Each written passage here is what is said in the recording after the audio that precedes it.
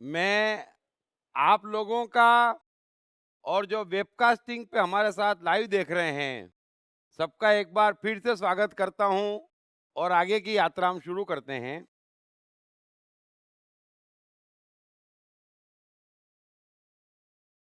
हाँ, आप अपना सवाल पूछ लीजिए पहले। अरे आप कहाँ हैं? आप क्या पूछ रहे थे ना वहाँ पर? आप पूछ रहे थे? अच्छा, आप पूछ लीजिए।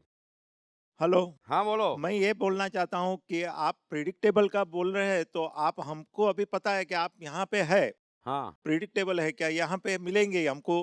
नेक्स्ट मंडे भी आप मिलेंगे ही? ठीक है। Predictable, okay. हुँ, 1 मिनट, 1 मिनट, 1 मिनट। एक तो थोड़ा-सा समझ लेना कि धर्म की सारी बातें भीतर की है और यहाँ मिलेंगे ये शरीर की बात हुई, एक चीज़। शरीर का धर्म से कुछ भी लेना-देना नहीं है। दूसरा, हम यहाँ मिलेंगे ये हम तय कर रहे हैं। कोई दूसरा तय करके 5000 वर्ष पहले नहीं गया है कि आप शुक्रवार को इस समय यहाँ मिलेंगे, है ना? 2 बात में फ़र्क है। तो हमारा जीवन हमारे भीतर से बाहर बह रहा है। ये हमारे भीतर से आता कि हम यहाँ जाएँगे या मेरे भीतर से आता कि मैं यहाँ मिलूँगा। हम बोलेंगे, तो एक व्यवस्था है। ऐसे तो हम कहेंगे कि रात को आप घर पे ही मिलेंगे, है ना? तो वो प्रिडिक्टेबिलिटी में नहीं आता है। प्रिडिक्टेबल का अर्थ होता है रिएक्शन कि क्या होगा तो आप क्या रिएक्ट करेंगे। हमें मालूम होता है कि अगर ये न्यूज़ है और खराब खबर है और 10 आदमी का परिवार है, तो करीब-करीब हमें मालूम होता है कि कौन क्या रिएक्ट करेगा। पहली बात तो रिएक्शन ही गलत है। पहली बात तो किसी भी बात पे रिएक्ट करना, ये अधर्म है। रिएक्ट का अर्थ है हम काँप रहे हैं, जबकि हमें काँपना नहीं चाहिए, हमारी धरती स्थिर होना चाहिए, क्योंकि वो तो सिर्फ़ इतना कह रहा है कि ये है। अब धंधे में नुकसान गया, गया, है ना? 2 चीज़ें समझना, एक जो हो गया, जो अटल है, वो सत्य है और वही है। एक ट्रांज़िट में है, तो ट्रांज़िट में हम कोशिश करते हैं कि ये ना हो। एक स्टेज ऐसी आती कि वो हो गया, बात समाप्त हो गई। ट्रांज़िट में है, तो हम कोशिश कर रहे हैं, तो सत्य क्या है? हम कोशिश कर रहे हैं, वो ट्रांज़िट है। अब हो गया, अब कोई खबर लाई ये मर गया, बरोबर? ओके, क्योंकि अब रिवर्स नहीं किया जा सकता। अब इंसान का स्वभाव है, मैं नहीं कहता कि आप दुखी मत होएँ, एक दिन में होने वाला भी नहीं है। साथ में रहते हैं, अपना मानते हैं, थोड़ा होता है। लेकिन मेरी ये बात आप ज़हन में बिठा लेना कि सत्य परमात्मा है, है ना? वो सत चित आनंद है। जो है उसी में उसका चित है और उसी में उसको आनंद है। तो सामने युद्ध है, कृष्ण का चित युद्ध में है और उस युद्ध से ही उनको आनंद है। क्योंकि युद्ध अटल हो गया है। तो जो अटल हो गया, जो टाला नहीं जा सकता, जो बदला नहीं जा सकता, वो सत्य है।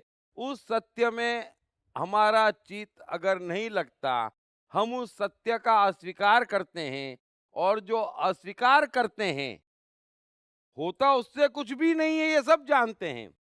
फिर भी अस्वीकार करते हैं, उसी का हम दुःख भोगते हैं, उसी को हम चिंता कहते हैं। और कौन किस बाबत कितना दुख पालेगा, कितनी चिंता करेगा और कितना खुश होगा, ये प्रिडिक्टेबल है ना?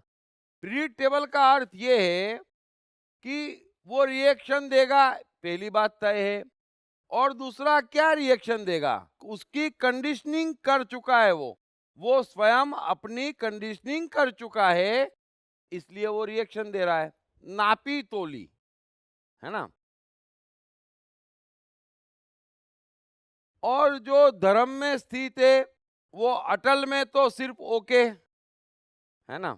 अटल में तो ओके के अलावा कोई चांस नहीं है। ट्रांजिट में है और उसको लगता है कि मुझे दूसरा कोई काम नहीं है, ये महत्वपूर्ण काम है, तो वो उसमें लग जाएगा और पॉजिटिव रिजल्ट लाने की कोशिश करेगा। तो वो भी है और इस तरह से वो कभी रिएक्ट नहीं करेगा, इस बात को समझ लेना, है ना? सो अनप्रिडिक्टेबल का अर्थ होता है कि मैं चीज को उसकी मेरिट पे देखूंगा कि प्रेजेंट क्या है, उसका सत्य क्या है, उस हिसाब से कहेंगे। So clear? सर मतलब इसका मतलब जब अपने को सोच के करना पड़ेगा कि क्या करना है, उस वक्त अपना जो इंस्टिंक्ट है उसके ऊपर अपन को निर्भर निर्भर नहीं रहना, अपना बुद्धि के ऊपर निर्भर रहना पड़ेगा कि भाई कि ये सही है गलत है। आप एक सवाल से गीता पूरी नहीं करने देंगे। देखो मैं बताता हूँ क्या होता है।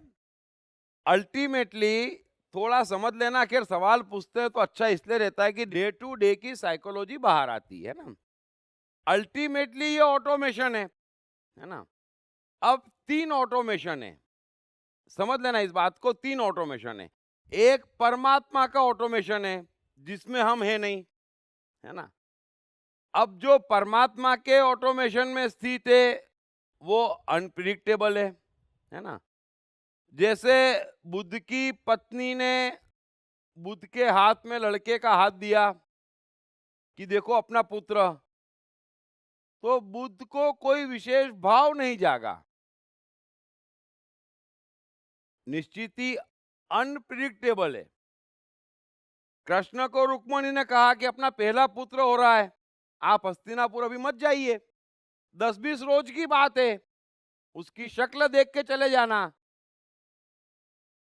कृष्ण ने कहा वहां जाना जरूरी है और पुत्र होना, उसकी शक्ल देखना, इससे कुछ भी परिणाम नहीं आना है। जो होना है वो होना है और मेरे शक्ल देखने से उसके चरित्र में परिवर्तन नहीं आना है। तो यहाँ कुछ नहीं होना है और वहां बहुत कुछ होना है। तो ये एक परमात्मा का लक्षण है, चीज को वर्तमान मेरिट पे देखना। और एक आम आदमी है कि 10 काम छोड़ के बच्चा हुआ बच्चा हुआ बच्चा हुआ, अरे आप भी तो हुए थे और आपके पिताजी भी इतने ही खुश हुए थे है ना। सो मेरा कहने का अर्थ ये है कि ऑटोमेशन है। अब चूंकि हम परमात्मा के ऑटोमेशन में नहीं है, तो दूसरा ऑटोमेशन हमारा मन का है, वो भी ऑटोमेशन है, वो परमात्मा के निकट है। तो मन का भी ऑटोमेशन ऑटोमेटिक है, वहां से इच्छाएं आती, भाव आते, प्रतिभाएं आती, कलाएं आती भीतर से, वो भी एक ऑटोमेशन है। और तीसरा एक ऑटोमेशन मनुष्य ने अपना बना लिया है, जो उसने बाहर से ज्ञान ओढ़ के बुद्धि अहंकार द्वारा अपने को कंडीशन करा है। अब हो क्या रहा है, अंदर से 3 आवाजें आती।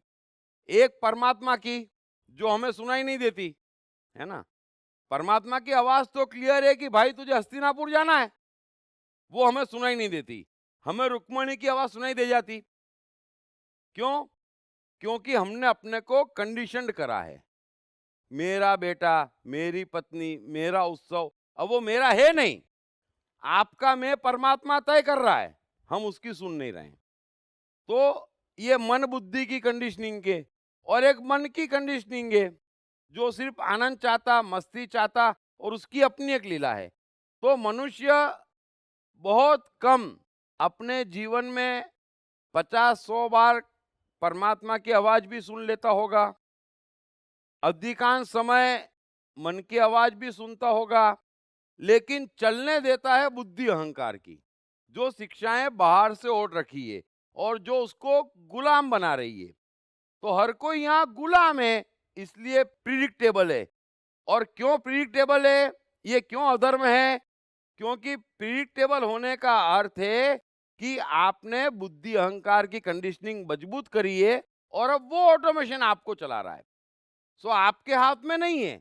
रुक्मणी खबर देगी, उसके पहले तो आप ही 10 बार पूछेंगे कब आने वाला है ना।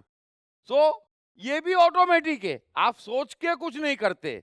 जो आपका सवाल था, सोचने का तो सवाल ही नहीं है। सोचते तो आप करने के बाद है या करने से पहले हैं, लेकिन जब करते तब मालूम ही नहीं पड़ता है क्या कर लिया। फर्क समझ लेना, आज का गौर करना, ये भी जीवन की लीला है। हम सोचते हैं, है ना, तो सोचते तो हैं गुस्सा नहीं करेंगे, उससे क्या होता है, जब गुस्सा आता है तब सोच कहां जाती है। सबको मालूम है ईर्ष्या हुई तो खुद कितने परेशान हुए, सबको मालूम है। फिर सोचते हैं ये क्या रखा है इसमें, उससे क्या होता है। तो सोचते हम करने से पहले हैं या करने के बाद है, लेकिन जो हो रहा है वो तो ऑटोमेशन है उसमें सोच का कोई काम नहीं है। इसीलिए बार बार मैं समझाता हूं, सोचो मत, बुद्धि को चलाओ ही मत। उसको अथॉरिटी क्या है, जब आप करते हैं तब 3 में से एक ऑटोमेशन आपसे करवा लेता है जो हावी होता है। समझ गए, क्लियर। तो बुद्धि अहंकार से मन के ऑटोमेशन में आना, ये पहली सीढ़ी है धर्म की, और मन से परमात्मीय ऑटोमेशन में आ जाना, ये अंतिम सीढ़ी है। तो फिर परमात्मा चला रहा है, वही रिएक्ट कर रहा है, वही एक्ट कर रहा है, और वो तो परफेक्ट है, उससे चूक नहीं होती, उससे चूक होने का सवाल भी नहीं है। तो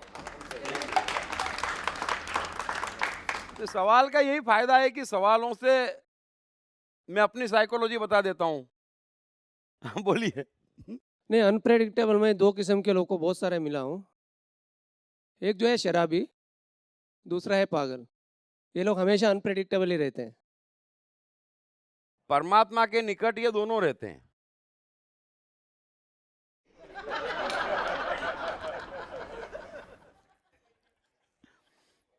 इसीलिए कहते हैं कि अल्लाह मेहरबान तो गधा पहलवान है ना।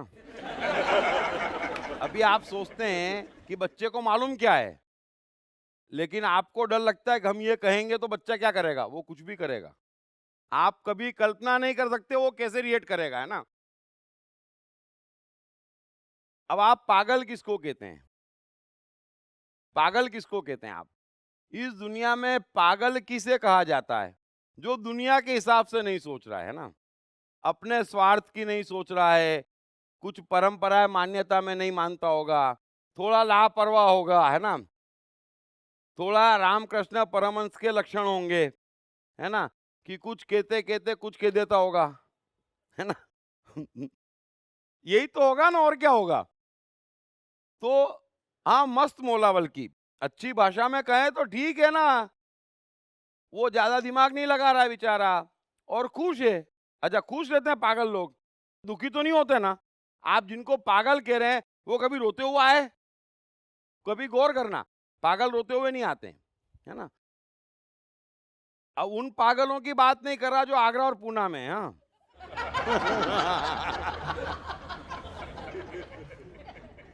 जिन्हें हम पागल कहते हैं वो और कुछ भी नहीं है। हमको ये लगता कि देखो ये घाटा हो जाएगा और सुन नहीं रहा है, ये सीरियस नहीं हो रहा है। अब वो सीरियस है अपने जीने में, वो घाटा होएगा, देखी जाएगी, समझ में आ रहा है, कर रहा, हो रहा है, नहीं हो रहा है, ठीक है। तो ये जितने पागल है ना, इन्होंने इतिहास रचा है। इसीलिए कहते हैं कि दीवानों की ये बातें दीवाने जानते हैं। आप जिन्हें पागल कहते हैं ना, उनमें दीवानगी पाएंगे, तो वो अनप्रिडिक्टेबल होते। दूसरा, आप कह रहे हैं शराबी, तो शराबी के पास तो बुद्धि अहंकार होता ही नहीं है। शराब का पहला काम क्या है, हम कहते हैं इस पे बेहोशी छा गई, है ना। बेहोशी छा गई का अर्थ क्या है, कि उसके बुद्धि अहंकार पे ताला लग गया, बुद्धि अहंकार पे ताला लग गया। तो एक महानतम साइकोलॉजिस्ट है गुरुजी, उनके पास कोई भी ज्ञान लेने आता ना, तो पहले उसको बोलते तू खूब दारू पी, क्योंकि सीधे सीधे तू सच बोलेगा नहीं, और खूब दारू पी लेगा तो झूठ बोलने का उपाय नहीं, क्योंकि झूठ कौन बोलता है, बुद्धि अहंकार। छिपाता कौन है, बुद्धि अहंकार। जो नहीं है वो करता कौन है, बुद्धि अहंकार। मन तो निर्दोष है, मन तो भीतर से है ही कि क्रोध है, मन तो भीतर से ही फंक्शन में नहीं जाना है, मन तो भीतर से ही ये दुश्मन है, मन तो भीतर से ही ये दुष्ट है, लेकिन हम कहते नहीं है। लेकिन जब शराब पी लेते तो कह देते हैं, है ना, कह देते हैं ना।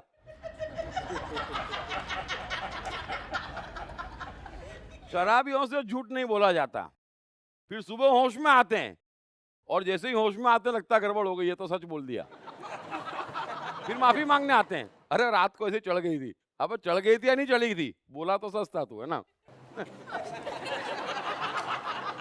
तो अल्टीमेटली धर्म क्या है?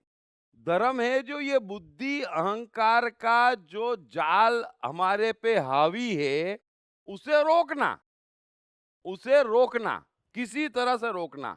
उसे रोकेंगे तो मन में जो है वो प्रकट हो जाएगा, और मन में जो है प्रकट होगा तो एक दिन परमात्मा भी प्रकट होगा। ये तीसरी स्टेज है। सो वो दोनों तो अनप्रिडिक्टेबल रहेंगे ही, है ना, क्योंकि वो अपने दिल की बात कहेंगे। तब तक तो वो ऊपर ऊपर की बात कहते हैं, अरे तेरे जैसा देखा नहीं, क्या बात है। हम भी जानते हो वैसा ही कहेगा, क्योंकि उसको 10 काम है। लेकिन पिला दो एक बोतल, वो बोलेगा भाड़ में जा तू और तेरा काम। है ना, वो भूल जाएगा उस समय किससे काम है, वो भूल जाएगा। ये फर्क है। तो ये तो निर्दोष लोगों का हथियार है, इसको सोमरस कहते हैं, जो मस्त है। ये गम भुलाने के लिए नहीं है। हाँ? तो आगे बढ़े हम। एक तो गीता ऐसे ही स्लो जाती है। मैंने फर्स्ट हाफ में पूरी मेहनत करी।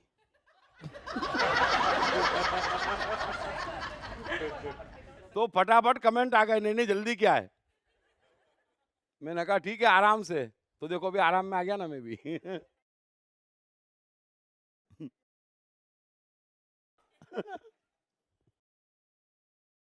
मतलब एक जनरल बात मैं शेयर कर रहा हूं कि प्राय हम ये कहते हैं कि लेक्चर कौन सुनेगा, कोई भी नहीं सुनता है। लेकिन कम से कम आज का युग अच्छा है, मनुष्य इंटेलिजेंट है और सही वक्त पे सब कुछ हो रहा है। तो उन्होंने मुझे बताया कि एपिक पे जो कुछ वो संडे को आ रहा है ना 8 से 9, वो बोल रहे हैं कि एपिक पे फर्स्ट नंबर पे वो शो चल रहा है। मैंने बोला अच्छा लेक्चर चल रहा है। तो हमें भी संतोष है कि भाई परमात्मा की एफर्ट जो बेचारे की खाली नहीं जा रही है, पब्लिक सुनने वाली है, समझने वाली है और खूब मजा ले रही है, और क्या चाहिए। और ये हम लोगों की जॉइंट एफर्ट है, क्योंकि वहां पे हम भी आते हैं, आप भी आते हैं। सर आप गए थे अभी दिल्ली कुछ प्रोग्राम के लिए, उसके बारे में कुछ शेयर करेंगे तो अच्छा रहेगा। अरे वो तो चलता रहेगा, उसमें क्या शेयर करेंगे, गीता कब पूरी करेंगे। नहीं मतलब एक 2 मिनट 5 मिनट में कम से कम शेयर करेंगे तो थोड़ा नहीं, हम लोगों को भी पता ऐसा है चलेगा। कि जनरली तो मैं जा नहीं सकता, क्योंकि रिकॉर्डिंग इतनी बाकी है और मेरा इंटरेस्ट सिर्फ रिकॉर्डिंग में है। तो वो लोग क्या है कि वो इंस्टीट्यूशन का नाम क्या था मैं तो भूल जाता हूँ एक तो। हाँ, कॉस्ट अकाउंटेंट का ऑल इंडिया एग्जीबिशन था। तो आईसी, हाँ जो भी कहते हैं उसको। तो काफी सब सेक्रेटरीज वगैरह जितने भी थे गवर्नमेंट के, आपके जितने टॉप क्लास ऑफिसर्स थे, जितने बिजनेसमैन थे सारे, और कई कई लोग थे, तो सब इकट्ठे हुए थे। तो कम से कम क्राउड अच्छा था, और उन लोगों का बहुत इंसिस्टेंस था कि भाई आपको आना ही आना है, आपको आना ही आना है, आना ही आना है, आना ही आना है। तो कोई इतने प्रेम से बुला रहे हैं अगर कि भाई नहीं आप ही को आना है इनॉग्रल के लिए, तो शायद मैं बहुत कम जाता हूँ, साल में एक आध बार कहीं जाते हैं, उसमें ये चला गया, अच्छा रहा, गए तो अच्छा हुआ। और ये सब इन लोगों का काम है, मेरे को ठीक कर देते हैं वो, भेज देते हैं। मतलब इतने बड़े बड़े लोग आपको बुला रहे हैं तो हम लोग कम से कम तसल्ली, हमको ये हम नहीं, खुश हो ना कि हम लोग इधर बैठे हैं आपके सामने। दुनिया में कोई बड़ा छोटा नहीं है, सब अपना काम करते हैं, हम अपना काम कर रहे हैं, है ना, और आप लोग महान काम कर रहे हैं। तो अच्छा है, संतोष होता है कि ये चीज जल्दी से जल्दी वर्ल्ड में फैल जाए, दुनिया बदल जाए, मजा आ जाए, और क्या चाहिए, है ना।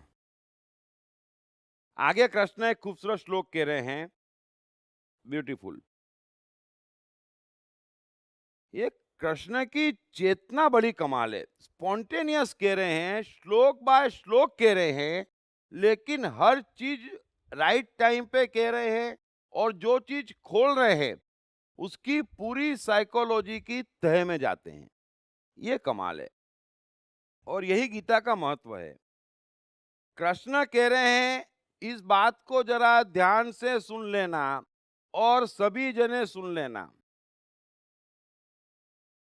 कृष्ण कह रहे हैं कि प्रकृति और पुरुष इन दोनों को ही तू अनादि जान और राग द्वेषादि विकारों को तथा त्रिगुणात्मक संपूर्ण पदार्थों को भी प्रकृति से ही उत्पन्न जान। ब्यूटीफुल। मैं जितना भी कह रहा हूं और ये गीता या लाओ त्zu में जो कुछ भी कहा गया है वो धर्म पे चर्चा करने वालों सबके लिए बड़ा उपयोगी है, वैज्ञानिकों के लिए बहुत उपयोगी है और हर समझदार और इंटेलिजेंट व्यक्ति के लिए उपयोगी है।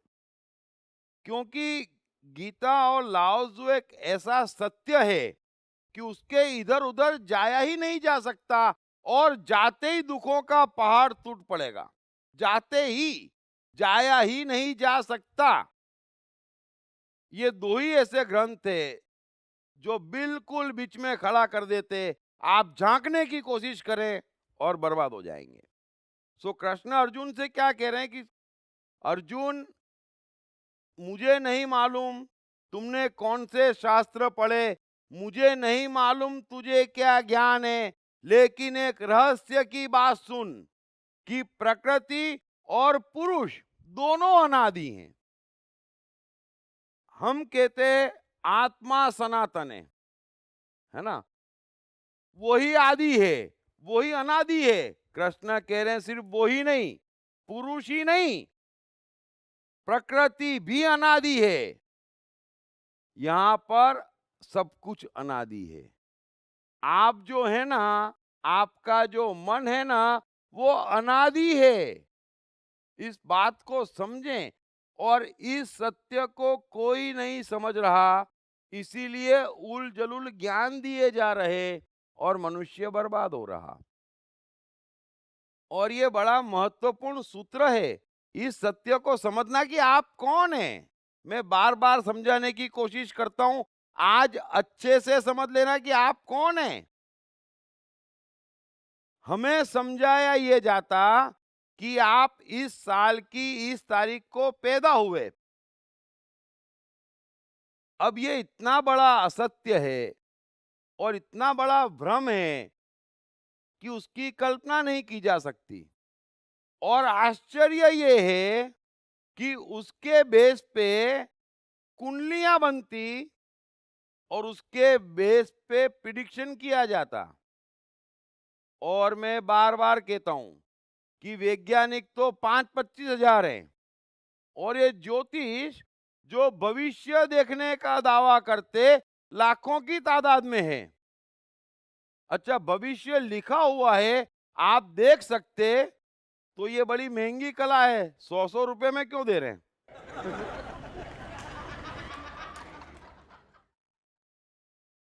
थोड़ा सा इस अज्ञान को समझें।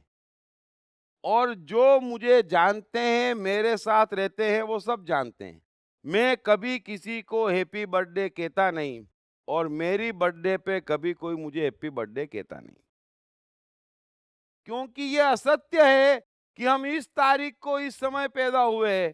थोड़ा समझना, आप माँ के पेट से बाहर निकले, उसके पहले भी माँ के पेट में थे, तो वहां कब आए वो तारीख निकालो, और वहां आए तो उसके पहले कहीं तो होंगे, जरा वो तारीख निकालो। अब ये मजाक बंद करो। आपका पूरा ज्ञान अज्ञान पे टिका है। कृष्ण कह रहे हैं कि आप जो प्रकृति है, जो मनुष्य है, वो भी अनादि है, सिर्फ परमात्मा अनादि नहीं है। और यही तो दिक्कत है। अब चूंकि ठसा दिया जाता कि ये तेरी बर्थडे है, ये तेरा नाम है, ये तेरा धर्म है, अरे वो तो आप उसकी बात कर रहे हैं जो माँ के पेट से बाहर निकला और उसका आप व्यक्तित्व बना रहे हैं, उसको आप समझा रहे हैं, उसको आप पढ़ा रहे हैं और वो उस हिसाब से चल रहा है। अब ये इतना बड़ा अज्ञान है कि इसमें मनुष्य न हंस सकता, न गा सकता, न सफलता पा सकता, क्योंकि वो आप है ही नहीं। अभी सबने यहां पर व्यक्तित्व, ज्ञान सब ओढ़ के रखा हुआ है, ओढ़ के बाहर से। अभी हम शरीर पे वस्त्र पहनते तो वस्त्र शरीर तो नहीं हो जाते ना। थोड़ा इस बात को समझना। अब आपकी अपनी एक प्रकृति है जो अनादि है। आप अनादि पुरुष हैं और इस भ्रम में जी रहे हैं कि आप इस समय पैदा हुए, इस घर में पैदा हुए तो ये जात हो गई, यहां पैदा हुए तो ये धर्म हो गया, और ये सीख लिया तो ये कर्म हो गया, और जो जो सबने बताया कि होना चाहिए वो जीवन हो गया, और दौड़ पड़े। और वो जीवन ही नहीं है, इसलिए मजा ही नहीं है। तो थोड़ा अपने होने को समझना। जो कृष्ण कह रहे हैं, वो अर्जुन से ये क्यों कह रहे हैं? क्योंकि अर्जुन ये समझ रहा है कि मैं अर्जुन हूं, और मैं युद्ध करूंगा तो पाप होगा पुण्य होगा, और मैं मरूंगा या ये मरेंगे। कृष्ण कह रहे हैं ये सब तो तू 80 वर्ष की बात कर रहा है, और वो 80 वर्ष पूरा का पूरा असत्य है, उसका पूरा ज्ञान ही असत्य है। तो थोड़ा अपने को पहचाने, थोड़ा समझे कि आप कौन है और कितने गहरे हैं, और जीवन की समस्या क्या है, क्यों हल नहीं हो रही है, क्यों हल नहीं हो रही है।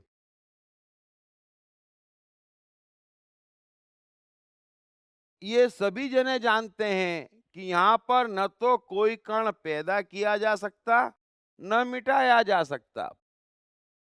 ये भी सब जने जानते हैं कि ये ब्रह्मांड अस्तित्व में पहले आया, जीवन बाद में आया। इतना तो सभी जने जानते हैं। अब ये जीवन कहां से आया? कोई भी चीज न पैदा की जा सकती, न मिटाई जा सकती, तो ये जीवन आया कैसे? ये उन्हीं निर्जीव कणों से आया, और ये उन्हीं निर्जीव कणों का ट्रांसफॉर्मेशन है। इस बात को समझ लेना। जो ब्रह्मांड के ओरिजिनल यानी खरबों वर्ष पुराने जो कण हैं, वो आपका ओरिजिनल स्वरूप है, और वहीं से हर मनुष्य की प्रकृति बनना शुरू हुई है। और फिर स्टेप बाय स्टेप बैक्टीरिया, पेड़ पौधे, जानवरों से होते होते चेतना का विकास होते होते मनुष्य बना है, और वो सारी प्रिंट उसके मन में है जो उसकी मूल प्रकृति है। इस बात को समझना। यहाँ पर हर मनुष्य की एक मूल प्रकृति है, और वो पुरानी है। कोई भी गौर करना, कहने को तो हम मनुष्य हैं, लेकिन जड़ता के भी गुण सब में हैं। जड़ता यानी निर्जीव गुण है।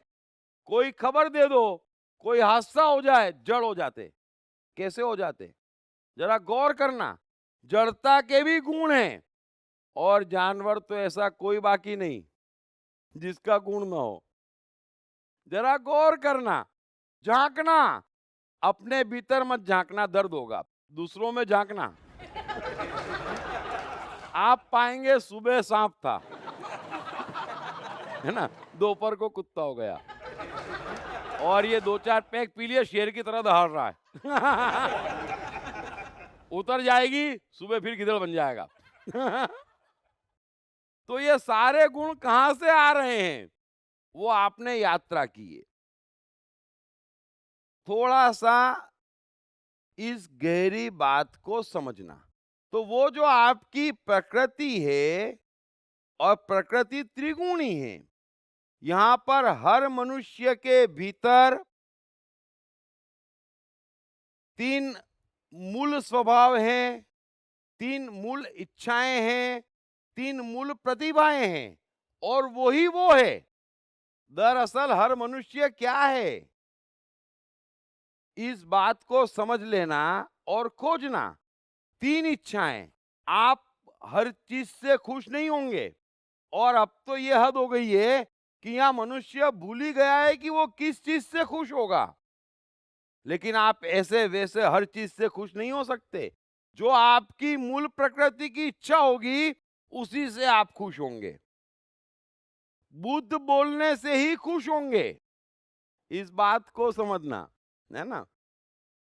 मोजार्ट धुन बनाने से ही प्रसन्नता पाएगा, पिकासो पेंटिंग करते ही दुनिया के अंतिम शिखर पर पहुंच जाएगा, है ना। ऐसे ही आपके भी 3 शौक होते, 3 प्रतिभा होती, 3 इच्छाएं होती, 3 दर्द होते, 3 गुण होते। तो ये जो प्रकृति है ये पुरानी है। अब बच्चा अपनी मूल प्रकृति में जीना शुरू ही करता है कि हम उसको ऊपर से पर्सनैलिटी उड़ा देते हैं और उसमें हर कोई यहां पर अपनी मूल प्रकृति भूल गया है। मैं आपसे कह रहा हूं, कोई भी व्यक्ति यहां ऐसा नहीं है जो प्रतिभा पैदा कर सकता हो। बताओ, जो आपकी मूल प्रकृति में नहीं होगी वो प्रतिभा आप जमीन आसमान एक करके भी पैदा नहीं कर पाएंगे। जो शौक, जो इच्छा आपकी मूल प्रकृति में नहीं होगी उसके खिलाफ आप 1000 चीजें पा भी लेंगे तो दिल में प्रसन्नता नहीं आएगी। यही तो गड़बड़ हो रही है, यही तो गड़बड़ हो रही है। सो आपका वास्तविक अस्तित्व जो है, हर मनुष्य का यहाँ जो वास्तविक अस्तित्व है वो उसकी मूल प्रकृति है, वो अनादि है, वो पुरानी है और उसका अपना एक इतिहास है। इसीलिए तो कहते हैं कि परमात्मा पे भरोसा करो, क्योंकि मूल प्रकृति के ठीक पीछे परमात्मा है और उसके ऊपर आपने अपना एक व्यक्तित्व बना लिया। अब वो व्यक्तित्व आपको चला रहा है, न तो सफलता मिल रही, न कुछ समझ में आ रहा और हर एक को ऐसा लगने लग जाता अरे हम तो बेकार हैं। अरे यहाँ कोई बेकार नहीं है, आप में 3 प्रतिभा है, लेकिन अब तो बाहर से इंजीनियर बनने निकल पड़े। बाहर से आप में इंजीनियरिंग की प्रतिभा हो या ना हो, निकल पड़े। बन सकते नहीं, बन के कुछ कर सकते नहीं, फिर बात नहीं बनती। बस इतनी सी बात समझ लेंगे तो बहुत बड़ा काम हो जाएगा जीवन में। सो हर व्यक्ति को चाहिए कि अपने भीतर झांके और इसीलिए मैं कहता हूं, कभी किसी कबीर, क्राइस्ट या कृष्ण, लाओजू या गुरजीएफ, सोक्रेटिस किसी ने नहीं कहा कि आप ये करें। वो आप जाने और आपका काम जाने। किसको यहाँ क्या करना, क्या बनना, ये उसको खुद समझना पड़ेगा। इंडिविजुअल कितनों को समझाया जा सकता। सो ये कहने की बात ही गलत है, यहाँ आए ये करें। अरे आप अपनी मूल प्रकृति को पहचाने और ये सारी मेहनत उसी की है कि बुद्धि अहंकार से जो पर्सनालिटी ओढ़ी है उसको निकाल फेंके। सुख सफलता आपके पीछे दौड़ेगी, आपको उसके पीछे नहीं दौड़ना है। वो मूल प्रकृति में रहस्यपूर्ण तरीके से छिपी हुई है। लेकिन बच्चा नाचना चाहता, ये क्या लगा रखा है, पढ़ाई कर। अब पढ़ाई उसकी मूल प्रकृति में नहीं होगी तो क्या करेगा वो क्या करेगा और कैसे पढ़ेगा। तो हरेक का अपनी मूल प्रकृति में मन लगता, टैलेंट होता, वहां घंटों का काम वो मिनटों में सलटाता। इस बात को समझना। जो आपके शौक है उसमें आपको मजा आता। अभी किसी को ए शौक है, किसी को बी शौक है। अब बी वाले को ए का शौक देंगे तो उसको लगेगा ये प्रॉब्लम आ गई, ये टेंशन हो गया, और ए वाला ढूंढ रहा उसको। इस बात को समझना। इसीलिए मैं कहता हूं, न तो किसी के शौकों पे, न प्रतिभा पे, न जीवन पे, न कहीं पे, जब तक आप साइकोलॉजी की पूरी गहराई नहीं जानते, बने वहां तक किसी के जीवन में दखलंदाजी मत करें और थोड़ा सा ज्ञान और हिम्मत जगाएं अपने जीवन में किसी को दखलंदाजी मत करने दें। ये बुद्धि अहंकार से जो ओढ़ रखा है, उसी की कंडीशनिंग के ऑटोमेशन में सब जी रहे हैं और उस जीवन में कुछ भी नहीं है सिवाय मौत के। अपनी प्रकृति की तरफ जाएं। प्रकृति के साथ आपको मन की तमाम शक्तियां मिलती है। ये स्ट्रक्चर थोड़ा समझें। यहाँ पर बुद्धि अहंकार है जिससे आप अपनी पर्सनैलिटी बना रहे हैं, चाहे धर्म के भरोसे, चाहे समाज के भरोसे, चाहे शिक्षा के भरोसे, चाहे परिवार के भरोसे। ये यहाँ की पर्सनैलिटी है जो आपको कुछ नहीं बना सकती। यहाँ पर आपकी मूल प्रकृति है मध्य में, और यहाँ पर आपकी आत्मा है। अब यहाँ से यहाँ जाना है, मूल प्रकृति बीच में है और मूल प्रकृति में कंसंट्रेशन है, उत्साह है, दूरदृष्टि है, इंटेलिजेंस है, कॉन्फिडेंस है, जो चाहिए वो सब कुछ वहां पर है। आपकी प्रतिभा के क्षेत्र में आपको कॉन्फिडेंस खोजने नहीं जाना पड़ेगा, इंटेलिजेंस खोजने नहीं जानी पड़ेगी। इतनी सी बात आप समझ लें, और जो आपकी प्रतिभा का क्षेत्र नहीं है, आप जमीन आसमान एक कर देंगे। आप यहाँ जी रहे हैं और कॉन्फिडेंस यहाँ है, प्रकृति के पास मिलेगा कैसे? इसलिए हर कोई डरा डरा है, होगा नहीं होगा। एडिसन को चिंता नहीं है अनपढ़ होने के बावजूद, राइट ब्रदर्स को चिंता नहीं है अनपढ़ होने के बावजूद, क्योंकि उनकी प्रकृति वैज्ञानिक है। बस इस बात को समझ लेंगे, जीवन में चमत्कार हो जाएगा। अब मैं कैसे समझाऊं? शॉर्ट में मैंने बताया, आप ऊपरी पर्सनालिटी हटाएं और मूल प्रकृति को देखें। आपकी मस्ती आपको पहचानना चाहिए, आपके शौक आपको पहचानना चाहिए, और आपके शौक आपके हैं। कृष्ण के शौक कृष्ण के हैं। कृष्ण गीता में एक बार नहीं कह रहे हैं कि अर्जुन मनुष्य को 56 भोग खाने का शौक होना चाहिए। अरे तू जाने, तेरा काम जाने। हर एक के अपने शौक हैं। मैं अपने शौक दूसरों पर लाद नहीं सकता, और दूसरा कोई मुझ पर शौक लाद जाए तब तो मैं इंसान कैसा। बस इतनी सी बात आप समझ लीजिए।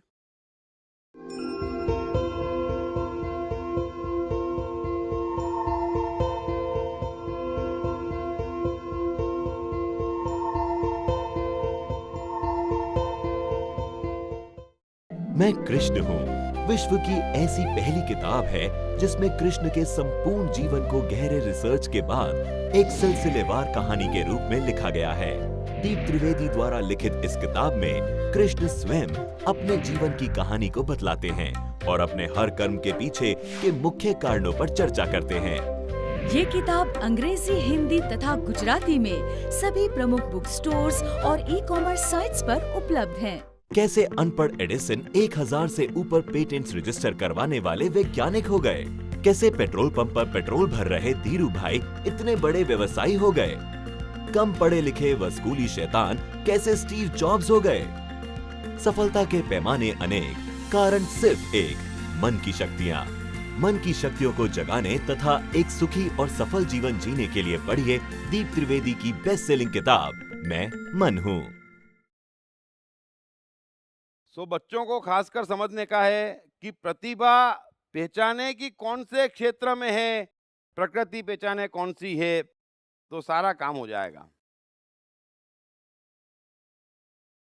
आगे कृष्ण कह रहे हैं कि कार्य और करण को उत्पन्न करने में हेतु प्रकृति कही जाती है, और जीवात्मा सुख दुखों के भोक्तापन में अर्थात भोगने में हेतु कहा जाता है।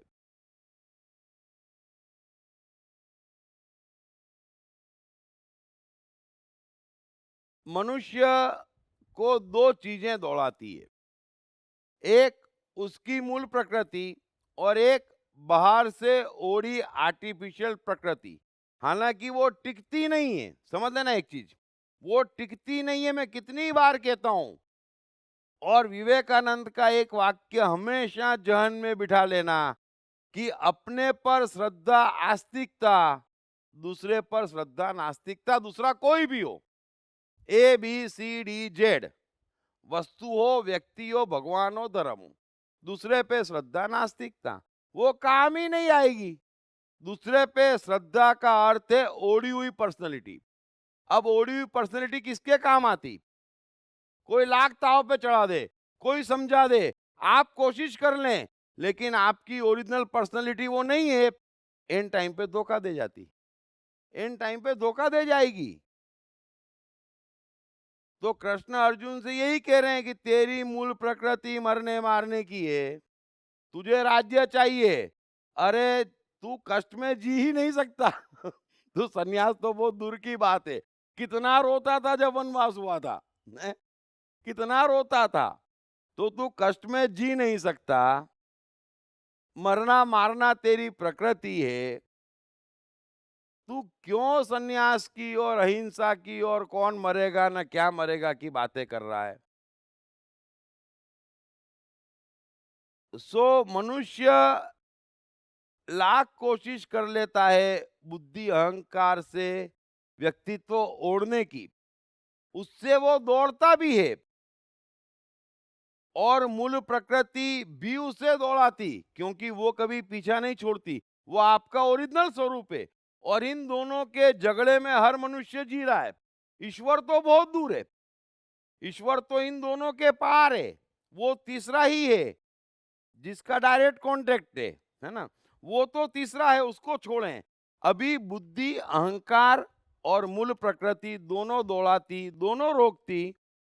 और कृष्ण कह रहे हैं कि ये जो दोनों प्रकृतियां दौड़ा रही है, उसी से कार्य और कारण के संयोग पैदा हो रहे हैं। अब इस श्लोक को एक बार और अच्छे से समझ लेना।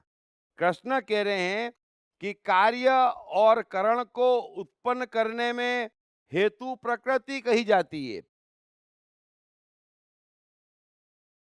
अब किसी भी मनुष्य के जीवन में कुछ भी कभी भी ऐसा नहीं घटता है, समझ लेना इस बात को, जो उसने स्वयं इनवाइट नहीं किया हो, है ना। पहला स्टेप वो लेता है, अब वो घटना को मूवमेंट देता है। पहले स्टेप का अर्थ है आपने घटना को मूवमेंट दी।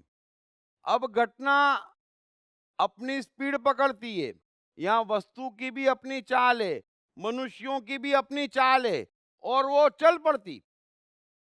आपको आश्चर्य होगा, एक छोटा सा कर्म यानी एक छोटे से कर्म का आप बीज बोते हैं, वो कर्म का बीज जो है वो आपको 50 जन्म तक फल देता है, और आपको मालूम ही नहीं पड़ता ये कब आया, ये कैसे आया, ये क्यों आया। अरे आप ही ने बीज रोपा था, लेकिन जब बीज रोपा था तब होश नहीं था। क्यों बीज रोपते हैं कर्म के? क्योंकि ये दोनों प्रकृतियां दौड़ा रही है, और बुद्धि अहंकार तो जरूरत से ज्यादा दौड़ा रहे हैं। अभी अर्जुन कहता है, हे कृष्ण, ये युद्ध पाप है, कौन जीतेगा, मैं क्यों मारूं, मुझे राज्य नहीं चाहिए, ये युद्ध कहां से आ गया? मेरे भाई, जब इसका पहला बीज बोया था तो तुझे मालूम नहीं था। समझ लेना इस बात को। यहां पर जब कोई पहला बीज बोता है ना, तो उसको मालूम नहीं पड़ता है, और जब पेड़ बड़ा हो जाता है ना, और कांटेदार हो जाता है, फूल एक नहीं दिखता है, तो हम कहते हैं पेड़ कहां से आ गया? अरे आप ही का गार्डन है, आप ही माली है, और ढूंढ के बीज बो रहे हैं, है ना। और फिर बोया बीज बबूल का, तो आम कहां से हुए? अब आम हो नहीं रहे, तो भाग्य भगवान सब पिक्चर में आ गए, अब वो है ही नहीं। तो कृष्ण कह रहे हैं कि कार्य और कारण दोनों को उत्पन्न करने का हेतु प्रकृति है, और आप कुछ भी एक्शन करते, मुझे कई बार हंसी आती, आदमी करता वो जानता ही नहीं, निपट गया, निपटने वाला ही नहीं है, निपटता ही नहीं है। आप गौर करना, एक छोटी सी एक्शन है ना, मन में शादी करने की इच्छा हुई, चलो कितनी छोटी एक्शन है, निपटती है। मरने के बाद भी याद आती, एक ही गलती करी थी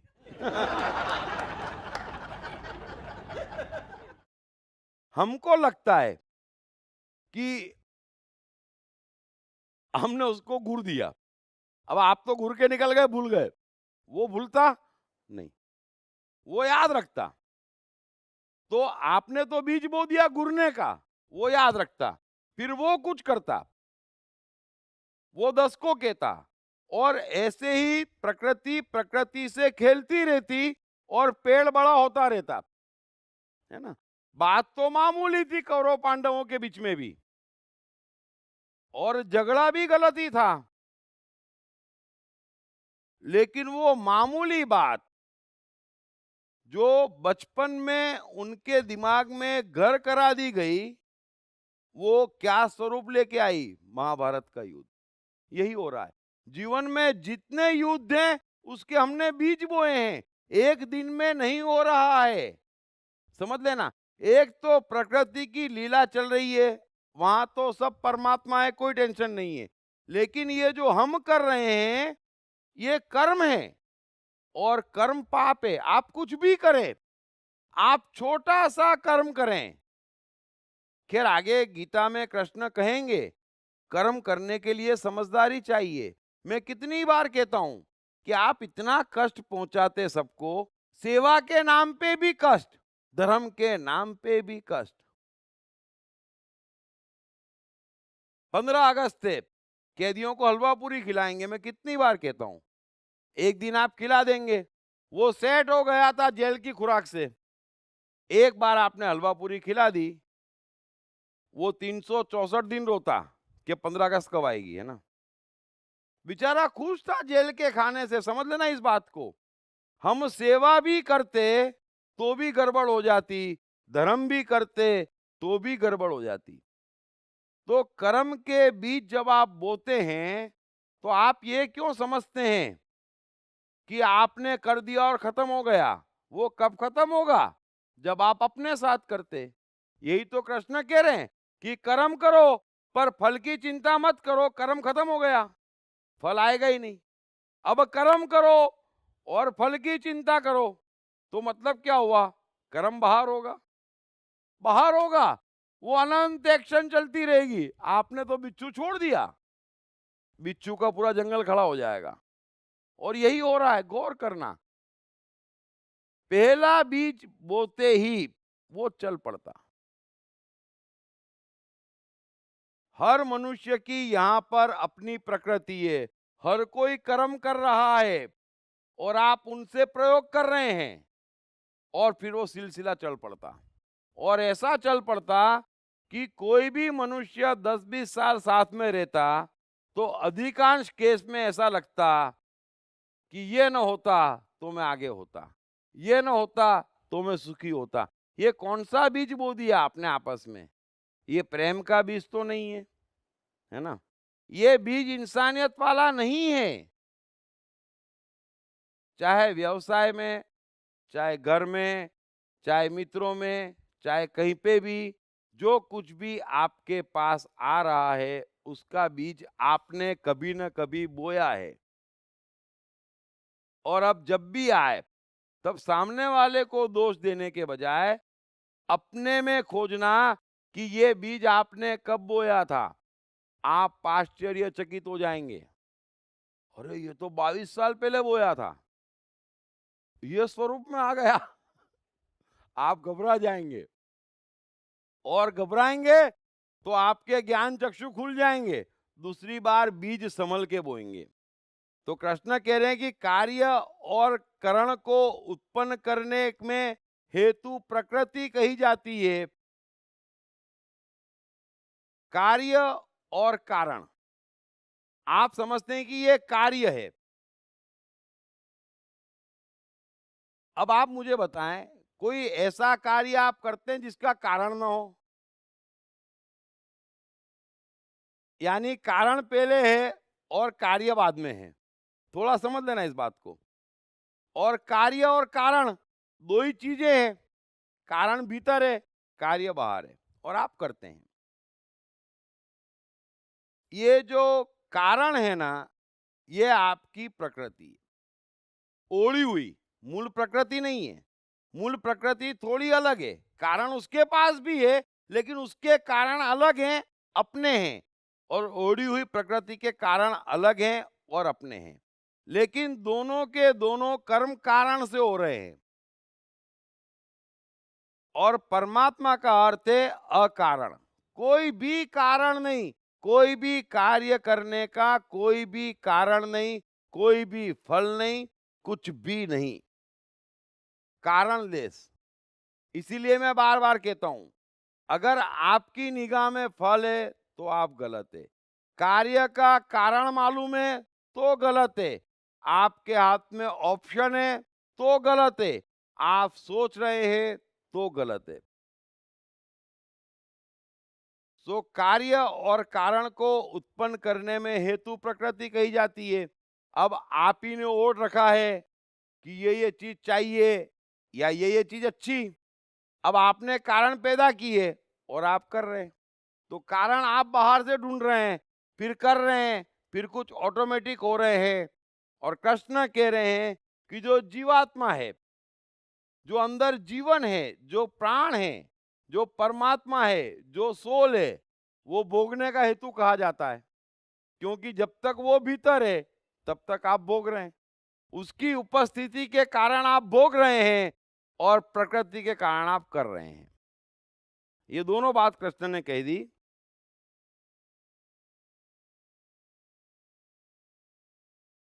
अतः एक पुरानी साइकोलॉजी है कि जो करता है वो भरता है, आप करना बंद कर दें, आप भरना बंद कर देंगे, क्योंकि जो आपकी आत्मा है वो करता नहीं है, वो भोगता भी नहीं है।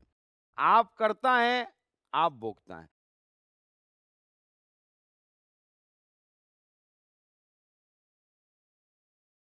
आगे कृष्ण कह रहे हैं कि प्रकृति में स्थित पुरुष ही प्रकृति से उत्पन्न त्रिगुणात्मक पदार्थों को भोगता है, और इन गुणों का संग ही इस जीवात्मा के अच्छी बुरी योनियों में जन्म लेने का कारण है।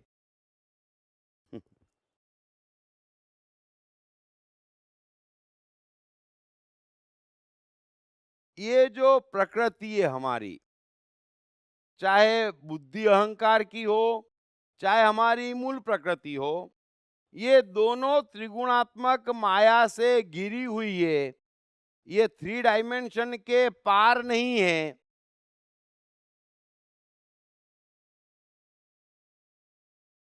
और परमात्मा जो है वो 3 डायमेंशन के पार है।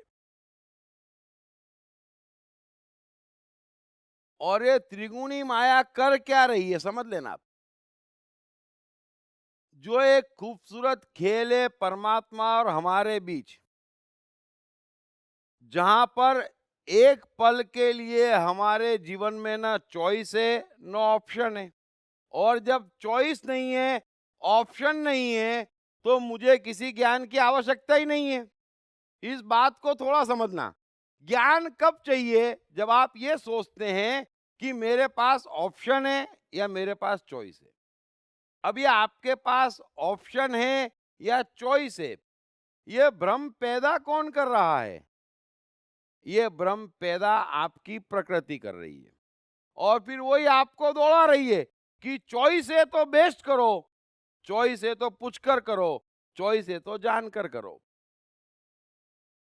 और जो परमात्मा में स्थित है उसके पास चॉइस नहीं है, और आप में से भी किसी के पास कभी चॉइस नहीं है। अगर चॉइस है ना, तो ये समझ लेना कि त्रिगुणी माया हावी हो रही है, और अंधकार ही अंधकार आएगा जीवन में। गलत फैसले करेंगे, गलत जगह जाएंगे, पछताएंगे, अगर चॉइस है तो। लेकिन इस बात को कैसे समझेंगे? जरा भीतर जाना पड़ेगा, और कोई भी परिस्थिति में सोचें कि ये परिस्थिति है। रोज आप जीते हैं, दिन में हजारों कर्म करते हैं, ये जो गहरी साइकोलॉजी है आप ही के जीवन की है। जरा गौर करें कि ये सिचुएशन है, अब आप कर क्या रहे हैं? आप उसमें चॉइस खोज रहे हैं, जरा आप देखें उसमें चॉइस है।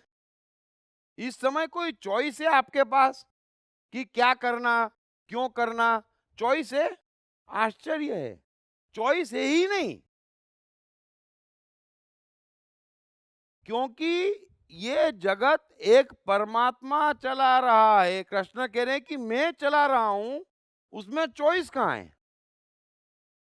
कोई भी चॉइस नहीं है। ये जो चॉइस आप क्रिएट करने की कोशिश कर रहे हैं, उसी के कारण तो बार बार जीवन में सामने महाभारत आ रहे हैं। ये आपकी चॉइस के परिणाम है जो आपकी प्रकृति ने क्रिएट करवाए हैं जीवन में। और फिर महाभारत में भी चॉइस खोज रहे हैं कि सन्यास की चॉइस है। अरे नहीं है मेरे भाई, तू यहां तक पहुंच गया चॉइस खोज खोज के, और अब यहां से भागने की चॉइस खोजेगा तो बर्बाद हो जाएगा। यही मैं आपसे कह रहा हूं, जहां पर है वहां पर एक बार खड़े हो जाएं। जहां पर आप पहुंचे हैं वो आप त्रिगुणी माया की गुलामी स्वीकार कर चॉइस पैदा कर पहुंचे हैं। चॉइस है नहीं। आपकी मूल प्रकृति भी पुरानी है, इच्छाएं भी पुरानी है, शौक भी पुराने हैं, प्रतिभा भी पुरानी है, परमात्मा भी पुराना है, जीवन भी पुराना है। यहां से गए नहीं कि फिर आए नहीं, गए नहीं कि फिर आए नहीं। तो ये जा कौन रहा और आ कौन रहा है? वो आप है। जो इस समय ठहर गए हैं 80 साल के लिए, वो आप नहीं है। और 80 साल को किसी कीमत पर कोई खुश नहीं कर सकता। आप खुश करके बता दें आपके 80 साल को। कुछ है ही नहीं 80 साल में। क्या है? सूर्य कितना पुराना होगा? बताएं मुझे। उतना ही पुराना है जितने आप हैं। और समय की भाषा में शायद खरबों वर्ष। अब खरबों वर्ष के आपके इतिहास में आप सोच रहे हैं कि इस 80 वर्ष की सेवा कर दूं, तो वो तो आप हर जन्म में कोशिश करते आ रहे हैं और हर जन्म में अतृप्ति बढ़ाकर पैदा हो रहे हैं। तो फायदा क्या हो रहा है? सो कृष्ण कह रहे हैं कि प्रकृति में स्थिति पुरुष प्रकृति से उत्पन्न त्रिगुणात्मक पदार्थों को भोगता है और उन गुणों का संग ही इस जीवात्मा के अच्छी बुरी योनियों में जन्म लेने का कारण है। जितनी त्रिगुणी माया से आप गिरे हैं, उसी हिसाब से कृष्ण कह रहे हैं कि अगला जन्म हो रहा है। और गिर के जन्म क्यों लेना? जन्म उठ के लेना कि हमारी ये मानसिक परिस्थिति इस जन्म में थी, कम से कम अगला जन्म उठ के लेना। और इस जन्म में उठना दो ही जीवन के ध्येय हैं। वो तो हम देखते नहीं। और क्या देखते? कितना कमाना है, कितना मान चाहिए, कितना सम्मान चाहिए, कौन सा धर्म चाहिए, कौन सा परमात्मा चाहिए। अरे ये चॉइस कहाँ है? जीवन में चॉइस कहाँ है? एक ही चीज है कि जहां पर आप हैं, जो भी आपका ये मानसिक बॉक्स है, जो भी आपका ये मानसिक बॉक्स है, जिसको आप मन बुद्धि अहंकार आत्मा कहते, उसकी जो भी परिस्थिति है, पल पल ये बात सोचना कि उससे आगे बढ़े और उससे ऊपर उठें। बाकी का सब ऑटोमेटिक होता है। यहां पर जिसके पास जो कुछ भी है और जो भी उसके हाल है, जो भी उसके सुख दुख है, जो भी उसकी चिंता है, वो और कुछ भी नहीं है, उसके भीतरी बॉक्स का रिफ्लेक्शन है। अब आप सोच रहे हैं कि बाहर सब चेंज कर दूं, और यही शिक्षा आप ले रहे हैं। मैं कह रहा हूं भीतर चेंज कर दो, बाहर सब चेंज हो जाएगा। आप भी जानते हैं, भीतर चेंज कर दो, बाहर चेंज। अभी एक आदमी साहब धंधा करते हैं, फिर आप एक बार तय करते हैं भीतर किसे धंधा नहीं करना, फिर क्या होता है? नहीं होता धंधा। भीतर चेंज कर देते, बाहर चेंज हो जाता। तो चेंज भीतर करना है, बाहर अपने आप चेंज हो जाएगा। आप क्या सोचते इसे धंधा नहीं करना है, तो भीतर चेंज करो ना, हो जाएगा। बाहर चेंज करने से नहीं होगा। जब तक मन में लोभ है तब तक सोचते रहेंगे, लेकिन जैसे ही आएगा क्या पिएंगे, कितने का ऑर्डर है, क्योंकि लोभ है ना, लोभ है ना, चेंज नहीं कर पाएंगे। सो इस अपर बॉक्स का खेल है, यही आप है, शरीर नहीं है, नाम नहीं है, मान नहीं है, सम्मान नहीं है। हर जन्म में एक नाम आता, फिर जात भी ओढ़ लेते, धर्म भी ओढ़ लेते, ये कमाल कब तक करते रहेंगे? हम है मूल प्रकृति, हम है मन, हमारी मूल प्रकृति है और हम जीते भी उसके लिए हैं। कोई मर्सिडीज के लिए थोड़ी जीते हैं आप, कोई शानदार घर के लिए नहीं जीते हैं, जीते इसलिए कि आपकी प्रकृति खुश होवे, बस। तो वही आप हैं, वही मेन है, उसको बढ़ाए, उसको बढ़ाए और उसको बढ़ाए। सोच ऑप्शन नहीं है किसी भी सिचुएशन में, कभी भी किसी के पास भी ऑप्शन नहीं है। लेकिन जैसे ही वो अपने इस 80 वर्ष के अस्तित्व को महत्वपूर्ण मानता है कि ऑप्शन क्रिएट करता है, और मैं आपसे कह रहा हूं कि आप उतने ही पुराने हैं जितना पुराना सूर्य है। अब खरबों वर्ष के इतिहास में इस 80 वर्ष की कीमत क्या है? क्या कीमत है इसकी? कुछ भी नहीं है। हम इसको मजबूत करने में लगे हैं, इसको बचाने में लगे हैं, भीतर से खोखले हो रहे हैं, अगला जन्म भी बिगाड़ने की, ये जन्म भी बिगाड़ने की तैयारी कर रहे हैं। मैं मन हूँ पढ़ने के बाद अब तक लाखों लोगों ने अपने भीतर सकारात्मक परिवर्तन महसूस किया है और अपने जीवन को सुख और सफलता के मार्ग पर लगाया है। आप भी अपने जीवन में ये परिवर्तन आसानी से ला सकते हैं। पढ़िए दीप त्रिवेदी की बेस्ट सेलिंग किताब मैं मन हूँ।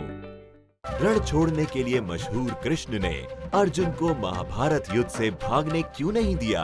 क्या थे कृष्ण के स्वयं के रण छोड़ने के और अर्जुन को रण ना छोड़ने देने के कारण? पढ़िए बेस्ट सेलिंग लेखक दीप त्रिवेदी द्वारा लिखित मैं कृष्ण हूँ। ये किताब अंग्रेजी, हिंदी तथा गुजराती में सभी प्रमुख बुक स्टोर्स और ई-कॉमर्स साइट्स पर उपलब्ध है। क्या है सफलता का सार सूत्र? क्या है जीवन को खुशियों से भर देने का मूल मंत्र? जीवन जीने का क्या है सही तरीका? क्या है कर्म और फल का संबंध? क्या है जन्म और पुनर्जन्म का रहस्य? दीप त्रिवेदी द्वारा भगवत गीता के संपूर्ण 18 अध्यायों के 700 श्लोकों पर की गई इन चर्चाओं में पाइए ऐसे ही कई सवालों के जवाब और समझिए उनके सही अर्थों को। ये तमाम डीवीडीज atmanestore.com और ई-कॉमर्स साइट्स पर उपलब्ध हैं।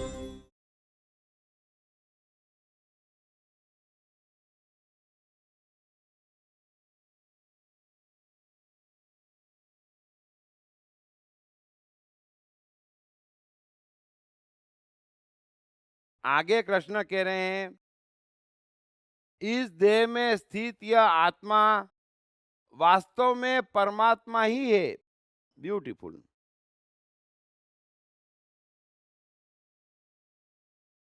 अब कृष्ण कह रहे हैं, इस बात को भी समझना, कण कण में भगवान है। ये पूरा जगत में चला रहा हूं, है ना? कृष्ण कहते हैं ना, पूरा जगत में चला रहा हूं, सब कुछ मेरी वजह से है। ये तो कृष्ण कह चुके। अब क्या कह रहे हैं अर्जुन? कि तेरे भीतर जो आत्मा है वो भी ऐसा ही परमात्मा है, और आप मानेंगे नहीं और कोई समझेगा नहीं कि हमारे भीतर इतनी शक्ति है कि इस पूरे जगत को हम चला सकते, और हम ही चला रहे हैं। वो शक्ति हमारे भीतर है। मैं कई बार कहता हूं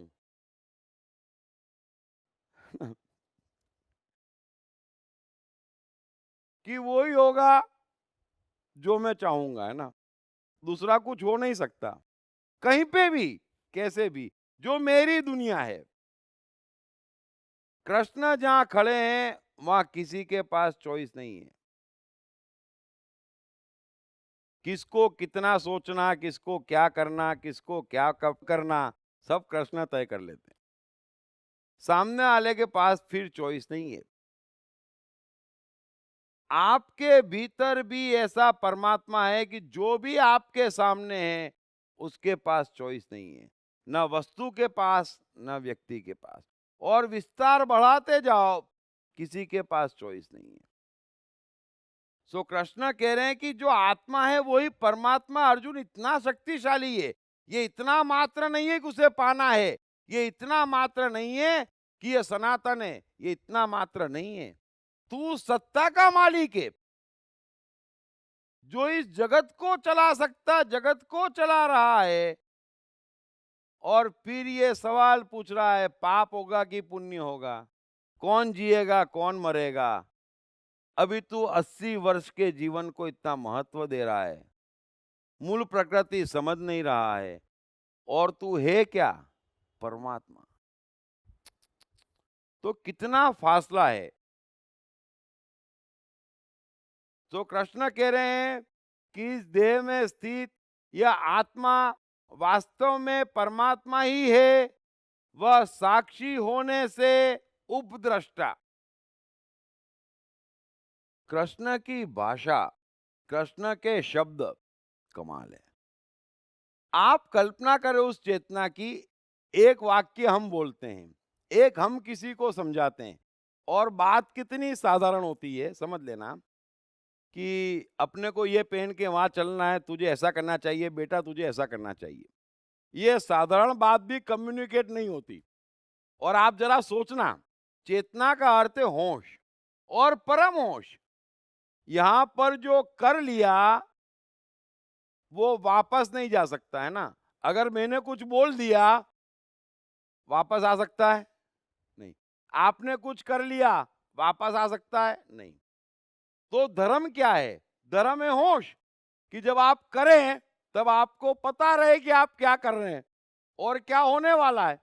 अब यहां पर होता क्या है, आप लिखने बैठना, आप लिखेंगे, बिल्कुल अपने मन से लिखेंगे, आपने लिख लिया, फिर पढ़ना।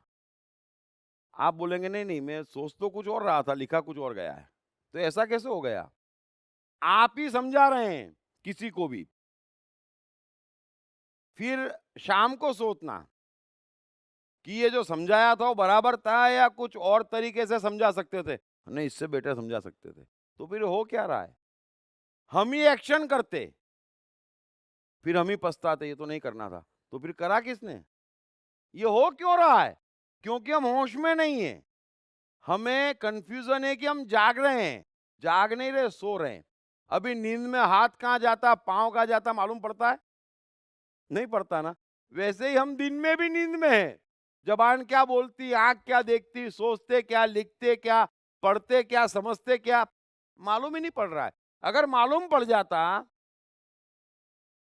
तो कबीर के दोहे तो सबने सुने हैं कि पत्थर पूजे हरि मिले, पूजू में पहाड़। पत्थर पत्थर रहेगा हर हाल में, और इंसान इंसान रहेगा हर हाल में। सो कृष्ण की चेतना क्या है? स्पॉन्टेनियस गीता कह रहे हैं, अर्जुन के सवाल का जवाब दे रहे हैं, लेकिन शब्द, कॉमा, फुल स्टॉप, सेंटेंस कहीं कुछ भी नहीं किया जा सकता। 5000 वर्ष हो गए। मैं सोचूं कि ये कॉमा, ये शब्द या और विस्तार से या और कम में कुछ भी संभव नहीं है, इतना परफेक्शन।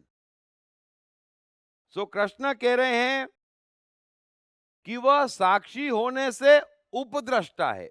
ब्यूटीफुल। अभी दृष्टा कौन है? क्योंकि कृष्ण का पूरा जो अटैक है वो शास्त्रों पे है। क्योंकि अधिकांश लोगों ने, मैं ये नहीं कह रहा कि शास्त्र गलत है, लेकिन मैंने कहा ना कि 1000 में 2-4 श्लोक काम के निकलते जो ज्ञानियों ने कहे होते, और हर शास्त्र हजारों लोगों ने मिलके लिखे हुए हैं। सो खोजना मुश्किल। और फिर सुनी हुई बातों का विस्तार कर देते कि दृष्टा है, साक्षी है। अभी उनको मालूम नहीं है कि दृष्टा क्या होता है ना। सुनी सुनाई बातें हैं, और सुनी सुनाई बातों की कोई कीमत तो होती नहीं। हम कुछ भी सोच लें मन में, हम सोच लें ये मंगल कैसा होगा, तो मंगल में जाए बगैर कैसे पता चलेगा? तब तक आप फ्री हैं, जैसा सोचेंगे वैसा होगा। समझ लेना दो बातों का फर्क, दो बातों का फर्क समझ लेना। मंगल कैसा होगा ये मंगल पे जाए बगैर नहीं समझा जा सकता। अब मंगल पे जाए बगैर आप सोचेंगे मंगल कैसा होगा, तो जैसा आप सोचेंगे वैसा होगा। तो आत्मा दृष्टा है, आत्मा साक्षी है। कृष्ण कह रहे हैं ऐसा नहीं है। थोड़ा इस बात को समझना। कृष्ण क्या कह रहे हैं कि यह जो आत्मा है वो साक्षी होने से उपद्रष्टा है। ब्यूटीफुल। दृष्टा कौन है? दृष्टा हमारी आंख है। इस बात को समझना। दृष्टा कौन है? दृष्टा हमारी आंख है। देखता कौन है? हमारी आंख। तो ये आत्मा क्या है? ये उपद्रष्टा है। वो क्या देखती कि आंख ने क्या देखा? आंख ने देखा, लेकिन मालूम किसे पड़ा कि आंख ने देखा? वो आत्मा है। आपने सुना और आपको मालूम भी पड़ा कि आपने सुना, तो ये मालूम किसको पड़ा? वो आत्मा है। आपने देखा आंख से, बराबर है, लेकिन वो मालूम किसको पड़ा? उपद्रष्टा को। जिसने आंख ने क्या देखा वो देखा। अब आपके भीतर दोनों चीजें, आप देख रहे हैं आंख से कि ये लाइट है, आप सुन रहे हैं मुझे कि ये दीप बोल रहा है, बराबर है। कौन सुन रहा है? आप कहेंगे कान। कौन देख रहा है? हम कहेंगे आंख। तो आंख को मालूम पड़ रहा है, कान को मालूम पड़ रहा है, मालूम आत्मा को पड़ रहा है। वो उपद्रष्टा है। दृष्टा तो हमारे कान आंख ही हैं, वो उपद्रष्टा है जिसे मालूम पड़ रहा है। तो दृष्टा शब्द को, साक्षी शब्द को सच कहा जाए तो पहली बार कृष्ण ने एक्सप्लेन किया है। दिक्कत यही आती, मैं यही कहता हूं, आप कोई भी शब्द वापरें, आप कुछ भी बात करें, आप एक्सप्लेन करें, वो तो करते नहीं। अभी कुंडलिनी होती होगी, चलो, तो उसका नेचर क्या है? अगर कुंडलिनी है तो उसकी साइकोलॉजी होगी। अगर कृष्ण कहते हैं कि अहंकार है तो उसकी साइकोलॉजी है। दृष्टा है तो साइकोलॉजी, उपद्रष्टा है तो साइकोलॉजी। कॉन्शियस माइंड तो उसका नेचर है, अनकॉन्शियस माइंड उसका नेचर है, आंख उसका नेचर है। खाली शब्द दे देने से भगवान होता क्या है? एक्सप्लेन तो करना पड़ेगा ना। अगर परिभाषा नहीं है तो शब्द बोलो ही मत। और मैं आपसे भी कह रहा हूं, आपको परिभाषा नहीं मालूम तो शब्द बोलो ही मत, है ना। चीत, चेतना, अरे होती क्या है? एक आदमी बता दे चीत क्या होती, चेतना क्या होती, आत्मा क्या होती, परमात्मा क्या होता, समय क्या होता। परिभाषित तो करेंगे ना, बाउंड्री में तो बिठाएंगे ना, तब तो समझ में आएगा कि हाँ ये होती। क्योंकि हमारे भीतर की बात है, हमें मालूम है। तो जो कृष्ण ने समझाया वो हमें समझ में आ गया कि हमारे भीतर दो चीजें हैं, एक बाहरी जो देख रहा है, और एक वो जिसको पता चल रहा है कि हमने क्या देखा। जिसको पता चल रहा है हमने क्या देखा वो हम हैं। जो देख रहा है ना आंख से, वो हम नहीं है। इस बात को समझ लेना।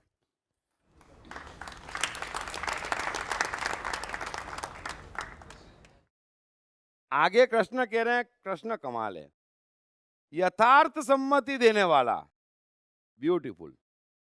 अभी हमको कुछ करना है और हम कुछ करते हैं, है ना, और वही सारी समस्या की जड़ है। क्योंकि जमाने भर के कंफ्यूजन है, जमाने भर के ऑप्शन है और जमाने भर की चॉइस है। अब कृष्ण क्या कह रहे हैं कि ये जो चॉइस है, ये जो ऑप्शन है, ये जो कंफ्यूजन है, वो मैं नहीं हूं। वो तुम्हारा अपना अहंकार, तुम्हारी अपनी बुद्धि, तुम्हारी अपनी प्रकृति है। ये तुम्हारा ज्ञान है, जहां से भी लिया हो, है ना।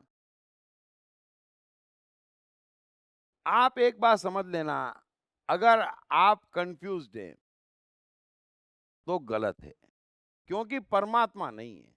आप कंफ्यूज क्यों हैं? मुझे एक चीज बता दे कि ये सिचुएशन है, और मैं क्या करूं मैं कंफ्यूज हूं, गलत बात है।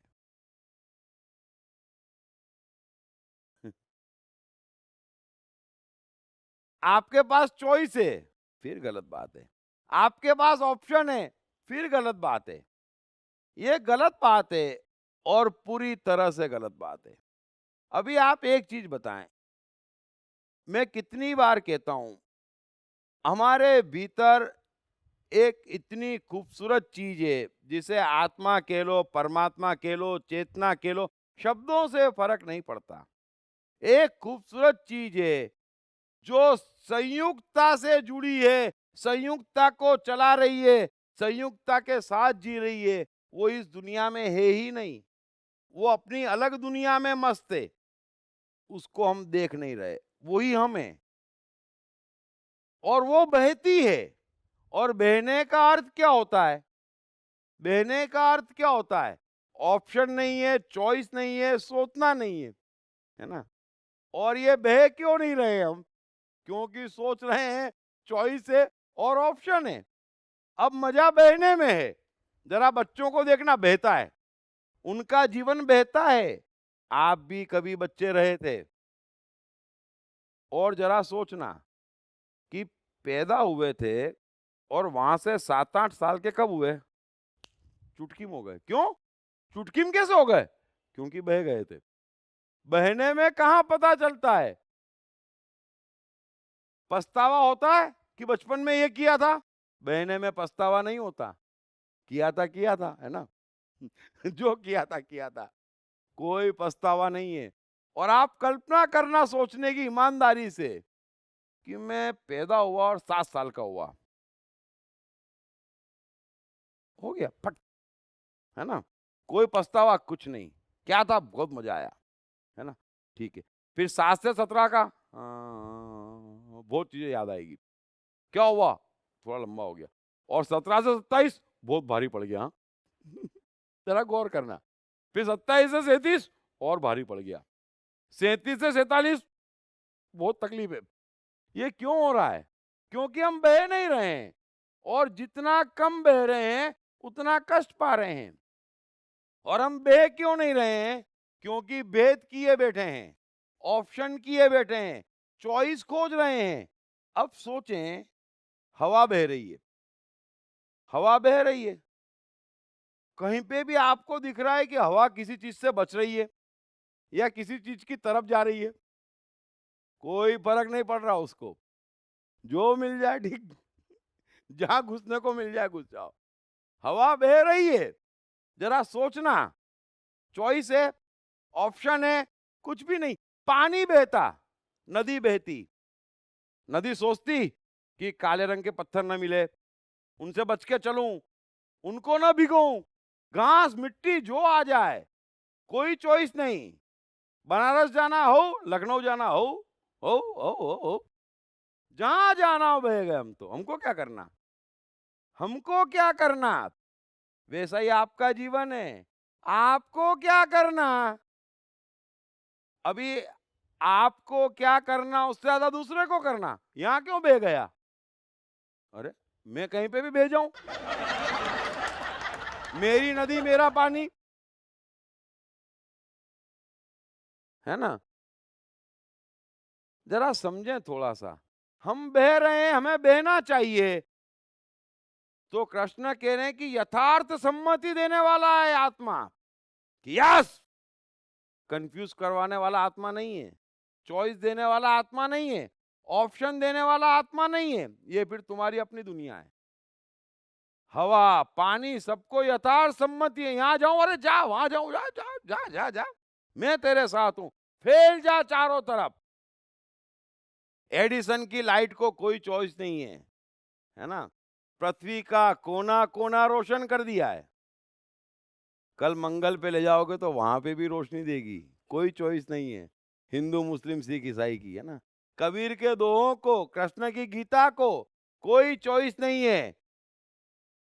आर.डी. बर्मन का संगीत हो चाहे एस.डी. बर्मन का हो, जो सुन ले उसका हो जाता, चॉइस थोड़ी करता है। जरा समझना। अरे जहां गए गए, हर धरती गोपाल की, सब कोई गोपाल। हम अपनी मर्जी से गए तो टेंशन, अब हम गए ही नहीं, हम बह रहे हैं, तो बहने में जो आ जाए आपको क्या करना? बहने में जो आ जाए आपको क्या करना? बहने में जहां चले जाओ आपको क्या करना? आप क्यों भेद कर रहे हैं? बहते आदमी के लिए सब कुछ परमात्मा है। ये परमात्मा गायब कहां हो रहा है? जो ऑप्शन लिए बैठे हैं, जो चॉइस करे बैठे हैं, नहीं नहीं नहीं, अरे क्या नहीं नहीं नहीं। तो यथार्थ सम्मति देने वाला होने से वो अनुमंता है। यस, हो हो हो मस्त है, परमात्मा मस्त है ना?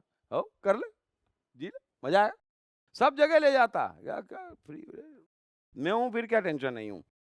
तो यथार्थ सम्मति देने वाला होने से अनुमंता है,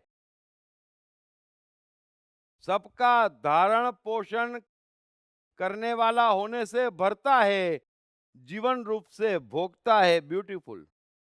कृष्ण कह रहे हैं कि परमात्मा कौन है? जीवन रूप से भोगता है। अब ये सारे धर्म वाले तो भोगने के ही खिलाफ खड़े हैं। अरे जीवन क्यों है? भोगने के लिए। हमारी दुनिया हमने बनाई, इतनी बड़ी क्यों? भोगने के लिए। अभी इनकी सुन लो तो ये तो कहेंगे आलीशान महल बनाओ, हमें ऑब्जेक्शन नहीं, लेकिन बाथरूम के कोने से बाहर निकलना नहीं। अरे इतनी बड़ी दुनिया मैंने बनाई, फिर तुम कहते इस इमारत में घुसना, इसमें नहीं घुसना। अरे पूरी दुनिया मेरी, मैं जहां घुसूं, जहां मजा आए, जहां मर्जी मेरी, तुम कौन? समझना इस बात को। मेरी दुनिया, मेरा घर, ज्यादा से ज्यादा उस घर का मजा लूं तो मैं परमात्मा। मैं इस दुनिया में आया हूं, इस दुनिया के कोचे कोचे का मजा लूं तो परमात्मा। बच के चलूं अपनी ही दुनिया से, डर के चलूं अपनी ही दुनिया से, ऐसा कैसा परमात्मा? जरा सोचना। तो जीवन रूप से भोक्ता, ब्रह्मा आदि का भी स्वामी होने से महेश्वर, और शुद्ध सच्चिदानंद घन होने से परमात्मा कहा जाता है। आगे कृष्ण कह रहे हैं, इस प्रकार पुरुष को, पुरुष यानी आत्मा, और गुणों के सहित प्रकृति को, प्रकृति के तमाम गुणों को, अपनी मूल प्रकृति, बुद्धि, अहंकार, सबको जो तत्व से जानता है, वह सब प्रकार से कर्तव्य कर्म करता हुआ भी फिर नहीं जन्मता। ब्यूटीफुल। अब जो कृष्ण कह रहे हैं, मेहरबानी करके उसके निकट आने की कोशिश करें। कृष्ण कह रहे हैं कि जो आत्मा को जानता, वो कैसा है? उपद्रष्टा, यथार्थ सम्मति देने वाला, जीवन का भोक्ता। कोई भी चीज हो, अगर आपकी मुलाकात हो गई और उससे अगर उत्सव आनंद नहीं उपजा, तो फिर आप हैं क्या? समझ लेना इस बात को। अगर ये आर्ट ही नहीं है आप में, तो फिर आप धार्मिक है कहां? सो कृष्ण कह रहे हैं कि मूल प्रकृति, अहंकार और सबको, तमाम चीजों को जो जानता है, दो ही ज्ञान आपको रखना है, यथार्थ सम्मति और बहना है। जब जब ऑप्शन, चॉइस और कंफ्यूजन है, जरा समझ जाना। और सब कुछ परमात्मा है, और हरेक का अपना स्वधर्म है, और किसी का स्वधर्म बदलने की कोशिश नहीं करनी है। आप पत्थर से पेट नहीं भर सकते, वो नहीं ही भर सकते। हीरा कितना ही चमकदार हो, कोहिनूर हाथ में लग जाए, आपकी एक वक्त की भूख नहीं मिटा सकता है ना। यहां पर किसी का भी धर्म परिवर्तन नहीं हो सकता है। हर एक की अपनी एक साइकोलॉजी है, वो बदलने की कोशिश तमाम दुखों का मूल है। तो कृष्ण कह रहे हैं कि जब किसी की प्रकृति बदली नहीं जा सकती, हमारे पास चॉइस नहीं है और हम बह रहे हैं, तो फिर कर्तव्य कर्म सिर्फ जो करता है, कर्तव्य कर्म कि एक पल है, एक स्थिति है, और मेरे पास कोई ऑप्शन नहीं है, एक ही कर्म है करने लायक जो कर्तव्य है। और कर्तव्य का अर्थ क्या होता है? आप अपने लिए नहीं कर रहे हैं, करना जरूरी है, वो ही करना है, ऑप्शन लेस है और आप कर रहे हैं। सो मैं यहाँ पर ख़त्म करता हूँ और बेहतर है कि आपके सवालों को इसके आसपास तो ले लेता हूँ। कोई भी चीज़ आपको डे टू डे में डिटेल में समझना हो तो वो ले लेता हूँ। एक प्रश्न है कि माइक पास में लेके। यस सर, जैसे आपने बताया कि कर्म करें और उसका मतलब कर्म का बीज हम डालते हैं और उसके कई साल या कई जन्मों के बाद उसका फल आता है। आता ही रहता है। राइट, आते रहता है। अभी आपने एक बीज डाला, कितना छोटा होता है और पेड़ कितना बड़ा हो जाता है। करेक्ट। ऐसा ही कर्म का है। राइट, तो यानी अल्टीमेट मुक्ति जब तक सारे कर्म जो छोड़ न दो। यानी अब से आगे, इसके आगे तो श्रवण मात्रे ना अंडरस्टैंडेबल है, लेकिन जो पुराने कर्म है जिसका बीज डाला है तो उसका तो फल आते ही रहेगा। तो उसको भूनने के लिए, उसको एक मिनट, सब्लिमेट करने के लिए उसका फल आता नहीं है। दो बात में फर्क समझ लेना। अभी आपने कोई कर्म किया है ना, तो उसका फल आता रहेगा किसको? कर्म करने वाले को। अब आपकी मानसिक दशा चेंज हो गई और आप ऊपर उठ गए, तो फल कहाँ है? फल बाहर है। आप पे असर करना बंद कर देगा वो फल। ऊपर उठने का अर्थ क्या है? कि फल असर नहीं करता, ऊपर नहीं उठे हैं इसलिए फल असर कर रहा है। सो कर्मों का फल यहाँ भुगतना नहीं है। अगर इसी क्षण आपने कर्म करना बंद कर दिए और आपकी आत्मा प्रकट हो गई या अच्छी खासी प्रकट हो गई, तो फिर आपको क्या फर्क पड़ रहा है? आपको कोई फर्क नहीं पड़ेगा।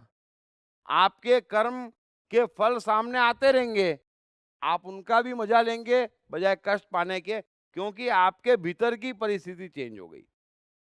तो भुगतना किसको है? भुगतना भीतर की परिस्थिति को है। वो चेंज हो गई, किसी को नहीं भुगतना है। वाल्मीकि डाकू है, हुआ करे, कितनों को मारे कोई फर्क नहीं पड़ता। परिस्थिति चेंज हो गई मन की, तो परमात्मा प्रकट हो जाता। तो यानी बात आप खत्म। दृष्टा बन गए। दृष्टा बन गए, बहुत ऊंची बात है, लेकिन निकट तो आए। निकट आने का मतलब है कि अब मैं बाहर की चीजों से इफेक्ट नहीं होता। जब आप इफेक्ट नहीं होते तो कर्म का फल भुगतने की बात ही कहां से आ गई? भैया आपने बेहोशी में गलत पार्टी को चलो माल दे दिया, आपको पीछे से पता चल गया। अब जब माल दिया, उसके पहले भी आप 10 बार गलत पार्टियों को माल दे चुके हैं और जब जब पैसा डूबा है आप खूब रोए हैं। अब इस दरमियान ऐसा हुआ कि आप दृष्टा के निकट हो गए, है ना, परमात्मा की दुनिया में आ गए और एक बार फिर आपका पैसा डूब गया। अब की वो डूबा हुआ पैसा आपको इफेक्ट नहीं करेगा। आपको लगेगा जो अपनी गलती थी, जाने दो। तो भुगतना नहीं बचता है। जब हम परमात्मा के निकट जाते हैं, हमारी चीजों को देखने की, झेलने की पूरी दृष्टि चेंज हो जाती है। तो भुगतना किसको है? हम जो अहंकारी हैं, हम जो बेहोश में हैं, हम जो गिरे हुए हैं, इसलिए हम भुगत रहे हैं। उठ जाएंगे तो नहीं भुगतेंगे। क्राइस्ट ने सूली को भी नहीं भुगता, तो उठ गए थे।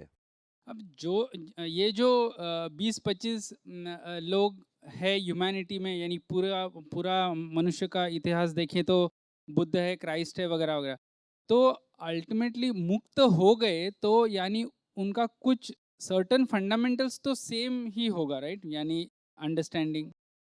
फंडामेंटल में ऐसा है, आप समझ लेना कि अगर आपको डिफरेंस करना है कि कृष्ण और बाकी में डिफरेंस क्या है, तो बाकी सबके मन, बुद्धि, अहंकार काम नहीं कर रहे हैं, है ना।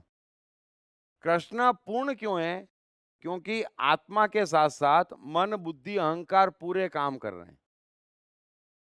अगर आपको द्वारका बसानी है और आप बुद्ध हैं या आप महावीर हैं या आप कबीर हैं, तो आप द्वारका नहीं बसा सकते, है ना। आत्मा बिजनेस नहीं कर सकती, आत्मा मैनेजमेंट नहीं करती, वो अपनी। अब अगर संसार में रहना है तो आत्मा के साथ साथ मन, बुद्धि, अहंकार का होना जरूरी है। इसलिए कृष्ण पूर्ण है कि वो इसका भी उपयोग करते और इसका भी उपयोग करते, लेकिन नियंत्रण आत्मा का। सारथी कृष्ण बुद्धि अहंकार रथ में पीछे बैठे रहें। जब उपयोग होगा आत्मा बोलेगी छू, तब छू और फिर वापस बस्ते में, बस ये फर्क है। सब क्लियर है? लेकिन ऐसे ऐसे कहाँ बुद्ध और कृष्ण के सवाल लेके आ जाते हो यार।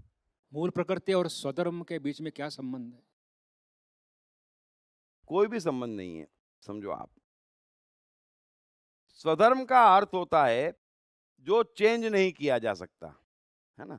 अब स्वधर्म के भी 3 प्रकार हैं।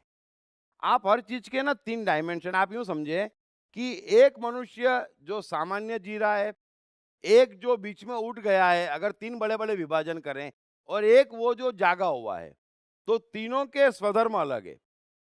इच्छा तीनों की अलग है।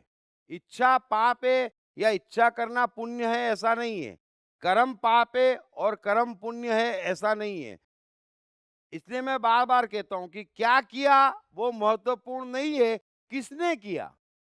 आपके बुद्धि अहंकार ने किया, आपके मन ने किया, कि आपकी आत्मा ने किया। तीनों के अपने स्वधर्म हैं। और मूल प्रकृति का अर्थ होता है कि जो इतने जन्मों में आपने संचित किया है, वो आपकी मूल प्रकृति है। अभी स्वधर्म क्या है, समझ लेना एक चीज को, कि अगर आपका व्यक्तित्व बुद्धि अहंकार का है, और अगर आप मुसलमान हैं, तो आप क्या कहेंगे, नमाज पढ़ना रोजे रखना मेरा स्वधर्म है। आप ऐसा मानेंगे, है नहीं, तो अब ये भी स्वधर्म हो गया। थोड़ा समझ लेना, आप ही का ओढ़ा हुआ है। अब उससे ऊपर आप मन में जी रहे हैं, समझे, जिसके आसपास आपकी मूल प्रकृति है। तो आप क्या कहेंगे, ये काम करने में मजा आ रहा है, यही मेरा स्वधर्म है। मन अलग तरीके से सोचता है ना। इस काम में संतोष से करूंगा, ये मेरी प्रतिभा है, मैं इसी में जाऊंगा। अब ये भी स्वधर्म हो गया। और एक परमात्मा का स्वधर्म है कि भाई उसका ऑटोमेशन देखकर जो कुछ भी कह रहा है वो मेरे से हो जाएगा। करेगा वो, मैं प्रकट करूंगा। और वो क्या करेगा, जिस क्षण जो सर्वहित में होगा वो उससे करवा लेगा। तो वो तीसरा स्वधर्म है। तो स्वधर्म अलग, मूल प्रकृति अलग, और स्वधर्म की सोच अलग। अब जब हम पदार्थ में आते, थोड़ा समझने की कोशिश करना कि मनुष्य का मूल स्वधर्म क्या है। मूल स्वधर्म उसकी आत्मा है, जो सर्व का ख्याल रखती, जो क्रिएटिव है, जो शांति प्रिय है, जो आनंदी है, जो सत्य में तुरंत स्थित हो जाती। कायदे से ये मनुष्य का स्वधर्म है। हमने ये खो के दूसरा स्वधर्म, फिर उसको खो के तीसरा स्वधर्म, हम अलग अलग जगह जा रहे हैं स्वधर्म की। बाकी हर मनुष्य का बेसिक स्वधर्म एक ही है, जीना और जीने देना, क्रिएटिव होना, मस्त होना, खुश होना। सो आप 3 स्टेज पे इतना समझो, 3 ग्रेड के मनुष्य हैं। आपका स्वधर्म क्या है ये आपको चेक करना है कि बुद्धि अहंकार का ओढ़ा है, मन प्रकृति का है, कि परमात्मा का है। सर, हाँ, वेबकास्ट से राजेश जी पूछते हैं कि जब हम शेयर मार्केट में इन्वेस्टमेंट करते हैं तो हम ये कामना करते हैं कि जब भाव बढ़ेंगे तो हमें फायदा होगा, तो क्या ये फल की कामना करना हुआ?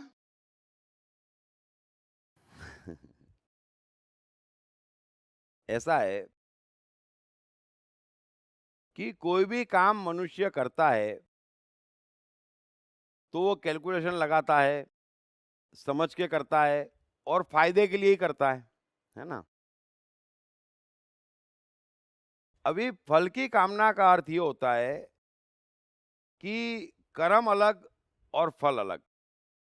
अब क्या होता है कि एक व्यक्ति है जो शेयर बाजार समझता है, एक व्यक्ति है जो लालच के मारे शेयर बाजार में गया है। तो जो लालच के मारे गया है वो कौन है, वो फल की कामना में गया है।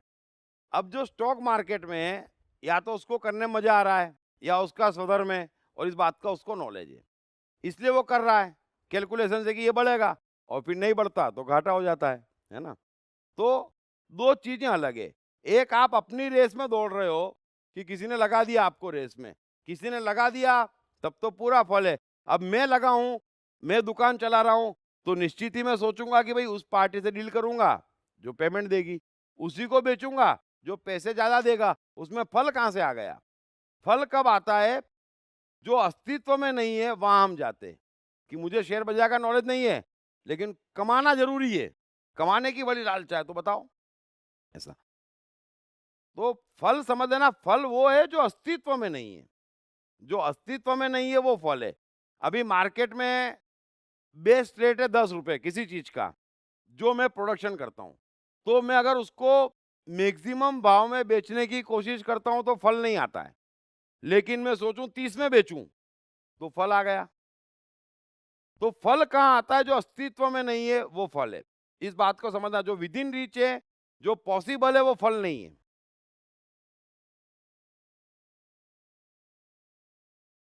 किसी को इस पे पूछना, समझना है? समझ गए? जो विद इन रीच है वो फल नहीं है, वहां हम बेस्ट ट्राई करना ही है, बेस्ट ट्राई करते ही हैं। अभी कृष्ण भी सोच रहे हैं कि अर्जुन समझ जाए, तो बेस्ट ट्राई कर ही रहे हैं, जो जरूरी है, वो फल की कामना नहीं हुई। सो मेरे ख्याल से क्वेश्चंस नहीं है ना। Thank you very much, thank you very much.